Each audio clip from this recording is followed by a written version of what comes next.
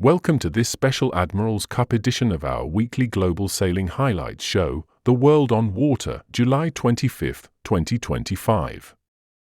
The Admiral's Cup is back for 2025 and it will be held biennially hereafter by the Royal Ocean Racing Club. Established in 1957, the Admiral's Cup is honoured throughout the world of sailing as the unofficial World Cup for offshore racing. Teams from Great Britain have been the most successful, winning the trophy on 9 occasions. Germany has won 4 times, USA and Australia 3 times each, with Australia being the holders of this prized trophy. Victories have been achieved for France, Italy, the Netherlands and New Zealand. First off, we have the preview of what is taking place. Then there's highlights of the Channel race and day 1 of competition. You're hoping to go down west to the Wolf Rock. Mike will be bringing us reports as the boat are probably in fairly brutal conditions, but who knows, the wind may have lightened by then. The Admiral's Cup was a big deal. The unofficial World Championships of offshore racing. It was always well known for bringing together the greatest sailors in the world. Walking around, seeing the Admiral's Cup sailors in all their fancy clothing and carrying sails up to the container, and I vividly remember thinking to myself, one day I want to be on one of those boats. The Admiral's Cup alongside the Fastnet grew up into a huge thing, and it was the pinnacle of yachting in Britain. Laurie Smith at the helm, Ian Walker looking to see what the other boats are doing. Had to go around the top mark, German's already round, just about to raise the spinnaker. Well, they've got to let the power out the sails, it's a difficult manoeuvre this, get it wrong, they go straight in the side of the Dutch boat.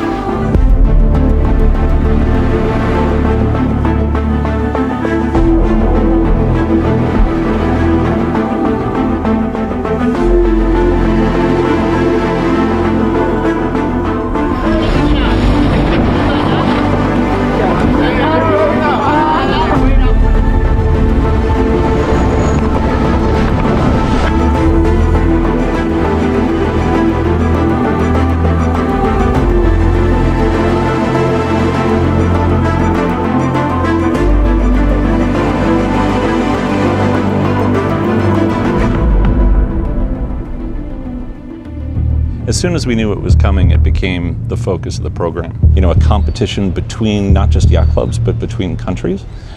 That had tremendous appeal. The international element of it was a huge component right from the start. After 22 years, we're here. You know, we've brought it back and it's here to race, and I think the quality is supported by those people who are racing here now with us. The concept and the overall racing structure is the same as it was in its heyday. Short offshore race, 3 days of inshore, and then the ultimate Rolex Fastnet race. This is one of those events that are magic, let's say. I'm part of a team, Django, that has 2 boats and we are sailing for the Yacht Club Costa Smeralda. A historic event like the Admiral's Cup after 22 years of this being an idol is great to be back at the forefront of racing again. Here is special because it's not just a matter of wind, it's also current, plenty of things that you need to remember. You know, the course configurations and where you're placed, probably one of the more trickier places you can sail because every day is a different set of challenges. I think to win, you're just going to have to be really balanced. You need to be smart, you need to stay outside the jury room, you need to have the boat well prepared. You cannot come here and just go to sailing. Everybody has their sort of known performance in all conditions and are very similar in some aspects, but you know, it's going to be exciting either way. Sailing has a huge opportunity to grow up to the golden period of 20 years ago.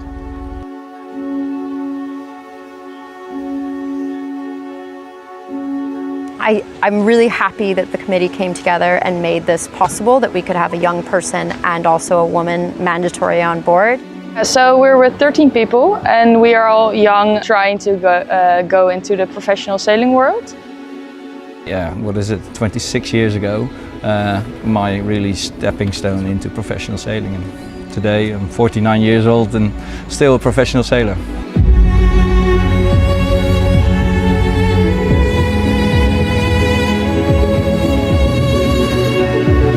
Gert-Jan Portman is our skipper and he has this project going on for a couple of years now. But yeah, it gives us a really good chance to show everyone what we've got.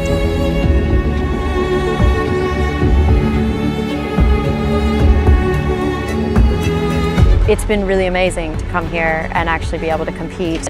We have such an interesting dynamic coming from all these different classes and coming together to compete as one. We are racing the best sailors in the world, on some of the best boats in the world, and for us to be even on the start line is remarkable.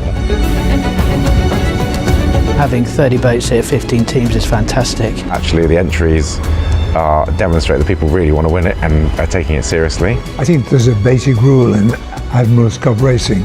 It's the performance of the weakest boat is the one that dictates the result. I think the most exciting thing for me right now is to see all these Grand Prix boats in the UK and to walk down Carrows High Street and bump into some of the best sailors in the world. To be able to do it now and do it with my mates, do it with my wife, is a fantastic thing.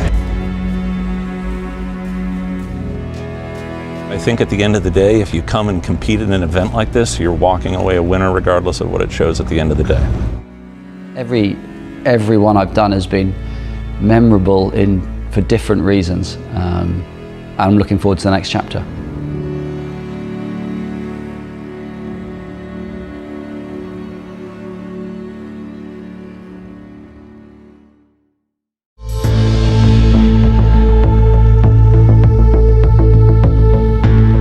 The Admiral's Cup is back 22 years later, right here in Cowes, the spiritual home of yachting.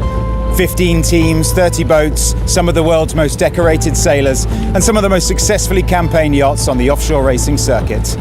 Today marks the start of the Channel Race, the first event of the series, and with no discard on the table, early points are up for grabs. Well, I think first of all, really nice that we got an Admiral's Cup again. I'm still one of the generation who've done a lot in the past, and it was always one of the best events ever, so it's fantastic to see so many boats around here. First time, everybody's a little bit unsure about how this is all going to go down, and that's kind of cool too, you know. We've all placed our bets in terms of picking crews and picking boats, and well, here we go. It's going to be very tactical and strategic. It's like a relatively short course, 165 miles, but lots of opportunities. We're expecting a little bit of everything, to be honest. Quite a challenge. We know we have a little bit of an underdog position, but we have the longest preparation. We've got a lot of support. I would like to thank my dad for doing this for us. They've done a wonderful job putting this together. The proof of the pudding is in the eating. The people are here to race, and they're good people. It's going to be awesome. 30 seconds. 20 seconds. 20 seconds, what?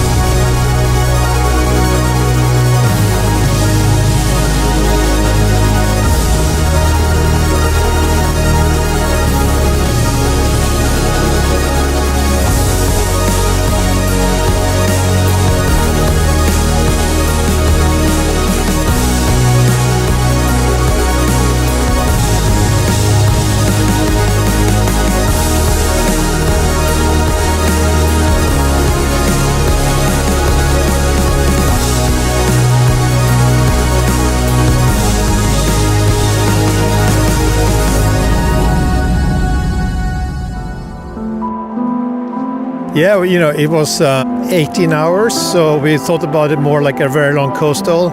Everyone up on deck all the time. We got everything in one day, so it was great. And it was also interesting to see the difference between different boats as well, how they perform in different conditions.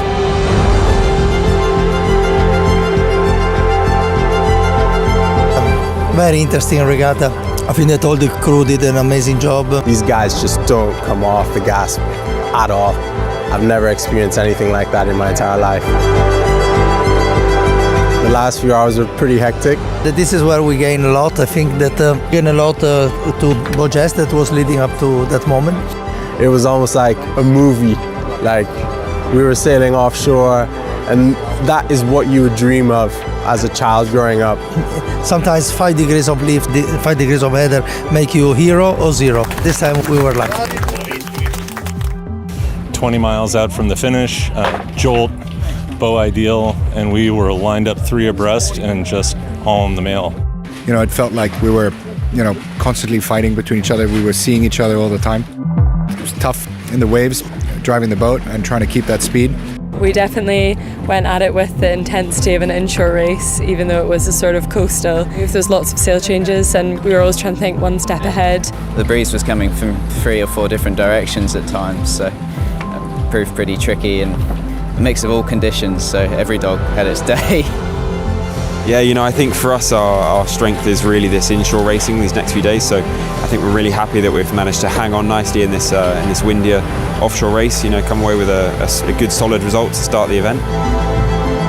To take first in any one of the races is a tremendous honor. Everybody left everything out there, the whole fleet, so it was an incredible night. Channel Race delivered a testing start to the 2025 Admiral's Cup. Team Django led AC1 for Yacht Club Costa Smeralda, while Callisto topped AC2 for Royal New Zealand Yacht Squadron. Italy and Hong Kong are now tied on points, as the battle now shifts to the inshore races next week.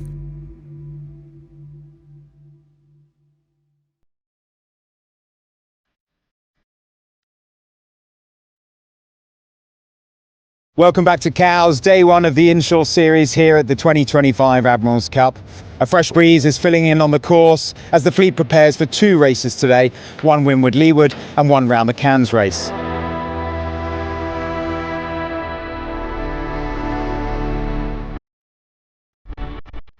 Yacht Club Costa Smeralda and the Royal Hong Kong Yacht Club are currently tied on 10 points, with the Yacht Club de Monaco close behind on 12. I think big test today is probably the coastal.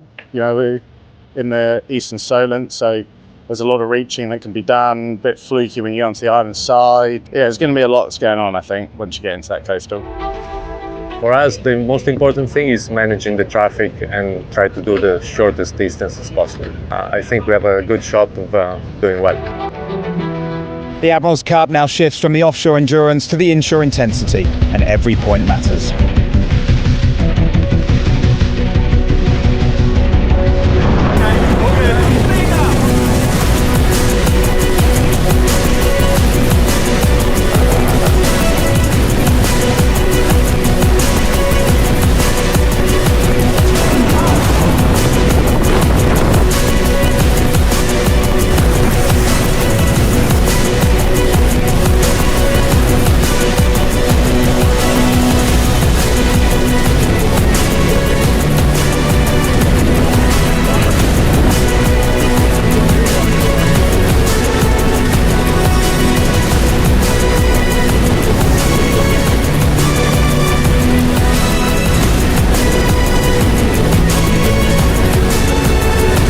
I still remember very clearly when New Zealand won the Admiral's Cup in 1987. I was a young nipper and watching all these heroes in New Zealand come here and win it. To see the event back is really, really cool.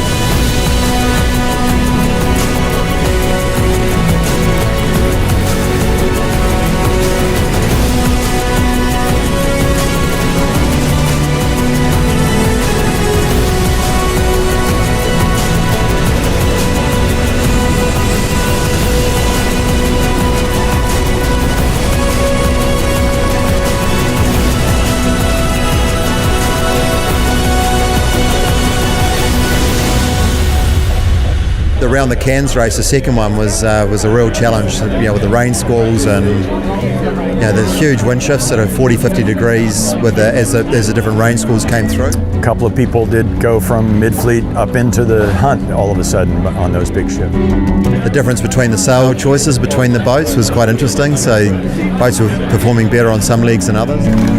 We're kind of on the underdog position, but we had a good boat speed. We managed to hold our place. The other boats, the fast 40s, are sailing a little bit higher, especially on the downwinds, and we are sailing lower. So jibe on top of them. It was like a really good game. Our heroes are sailing over here.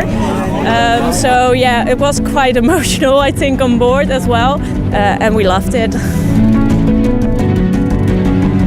Pretty fun to go blasting in there and finish on such a historic line. Today we had good moments and things went well for us. It's really easy for it to go the other way, so we got to be smart and pay attention.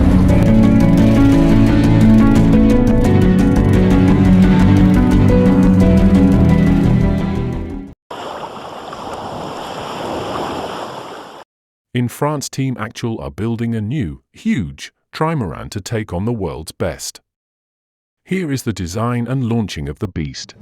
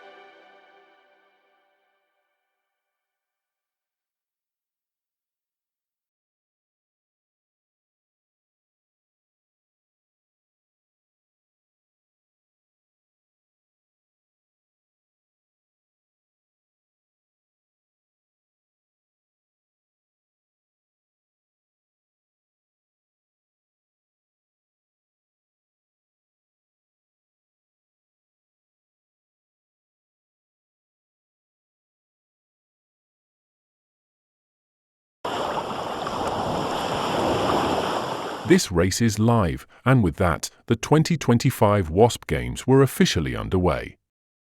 With 247 sailors across 4 fleets, Portland Harbour and Weymouth Bay were transformed into a theatre of foiling.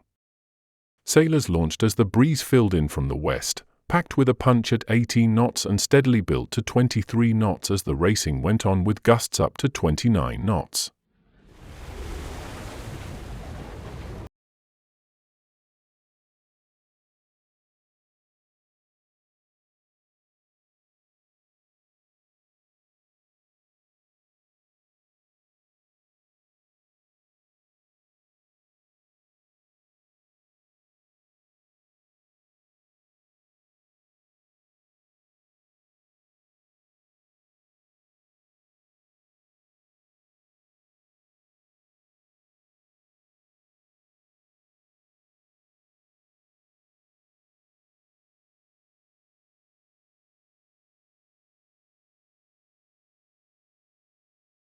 Start, but I bounced back to a third and a fourth, I think, so pretty happy with those. I guess they're keepers for the week, and yeah, just get a few more of them would be nice.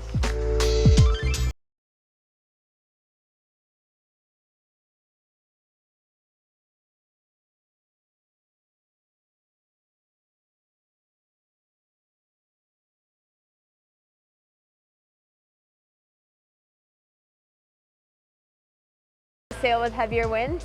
And I had a few good starts, a few bad starts too, but I was able to catch up and just have some good roundings in the top 3 almost always. And I had some fun.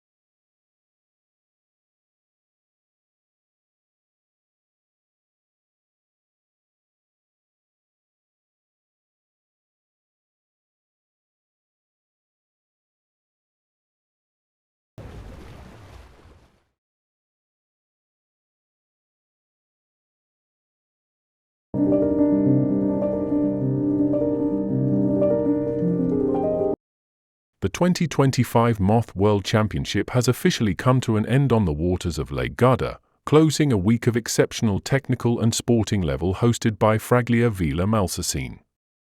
The event brought together 137 top-tier sailors from 25 nations, including Olympic champions, America's Cup helmsmen, and SailGP stars, a truly unprecedented concentration of talent and competition in the Moth class. The wind was lighter than usual, holding at around 12 knots at the start and gradually dropping throughout the morning. In today's first, and ultimately only, race, Australia's Tom Slingsby took the win, followed by New Zealand's Jacob Pye and fellow Aussie Ian Jensen.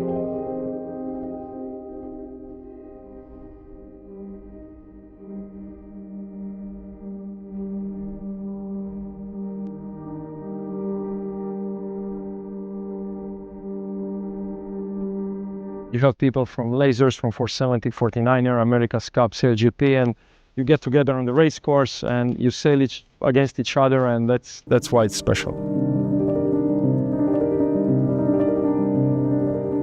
Racing here in Friday Velleman Chasing Day is really nice because we have thermal breeze in the morning and we have it in the afternoon. Peller and Aura is mixing, so you can spend your time on the water as much as you want. And for me, it's such a steep learning curve, so I'm using all that time on the water.